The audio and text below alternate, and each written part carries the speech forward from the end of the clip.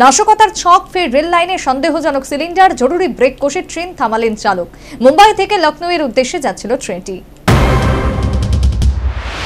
ভারতীয় রেলে ফের দুর্ঘটনা ঘটানোর ছক, এবারও সেই কানপুর।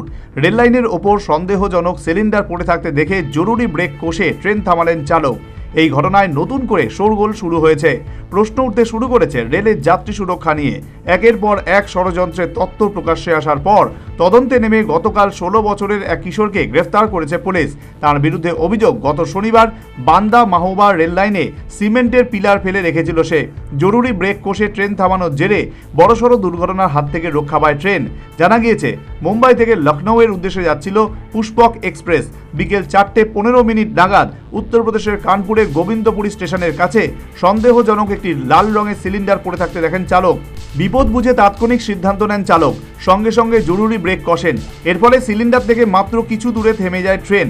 খবর দেওয়া হয় নিকটবর্তী স্টেশন এবং রেল পুলিশকে। পুলিশ এসে উদ্ধার করে সন্দেহজনক সিলিন্ডারটি। প্রাথমিকভাবে জানা গিয়েছে এটি অগ্নি নির্বাপন সিলিন্ডার।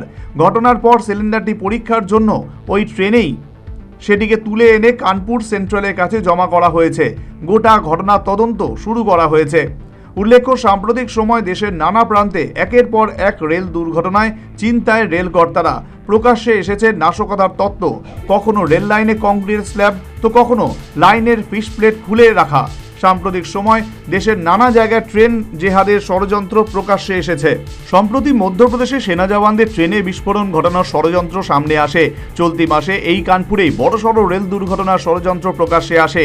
এর আগে রেল লাইনে গ্যাস ভর্তি সিলিন্ডার, পেট্রোলের বোতল, বারুদের খোঁজ পাওয়া যায়। সেই ঘটনা তদন্তে নেমে এখনো পর্যন্ত কোনো কিনারা করতে পারেনি পুলিশ। বারবার এই ঘটনায় প্রশ্নের মুখে ভারতীয় রেলের নিরাপত্তা। Bureau report, news vanguard.